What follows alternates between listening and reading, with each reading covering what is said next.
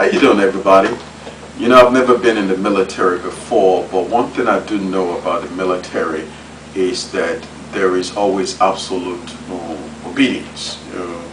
When the lieutenant comes to tell you that you're private to do something, you cannot refuse it. In that establishment, it is important to discipline yourself as it relates to obedience and obey your superior. And while they do it by force, in our relationship with the Lord Jesus Christ, one thing that is also imperative is the notion of obedience.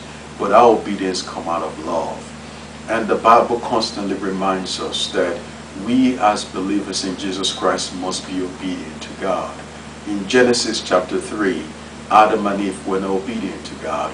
God gave them specific instruction, gave them boundaries they mustn't cross, and they crossed that boundary, and the consequences has been life-changing, and He has changed even our own lives today because we have inherited that sin nature. And you go to the book of 1 Samuel and you see Saul being told to go to the Amalekites, and God said, you know what, I want to obliterate these people from the face of the earth.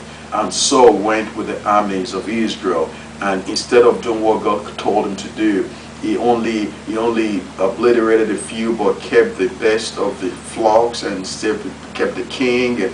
And then it came to Samuel the priest, Samuel the prophet, to tell him, you know what, I did what God told me to do. But Samuel said, no, you did not, because you spared some things. You didn't actually fulfill what God told you to do. And Samuel said a word that is very interesting there.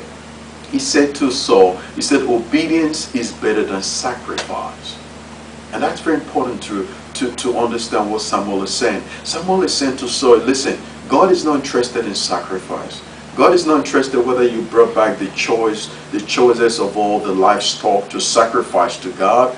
God is more interested in obedience. And I think it's important for you and I to understand the same thing, that our relationship with God hinges on obedience, that Christ is more interested in obedience. You know, it's sacrifice when you come to church and you worship God and you go out there and live the way you want to live as if Christ does not exist. It is sacrifice when you come, you give your tithes to the Lord, but yet you live as if you don't care whether God is existing or not. But I believe God is more concerned about obedience. God is more concerned about a life that is totally surrendered to Him, a life that seeks to honor Him in everything that he or she does. And that is what our relationship is like, that we must be people that seek obedience. We must be people that obedience becomes primary.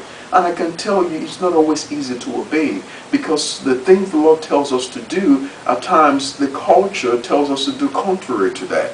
But whose report are you going to believe? Are you going to believe the world, or are you going to believe the Lord Jesus? And I believe it's important for us to take the word of the Lord Jesus. When He calls us to do stuff, let us do it faithfully. Let us act in the light of what He has called us to do. And every time we obey God, there is a reward that comes with it. Every time we disobey God, there is a consequence that comes with it. But as someone once told me, while you're free to disobey, but you're not free to choose the consequences of your action.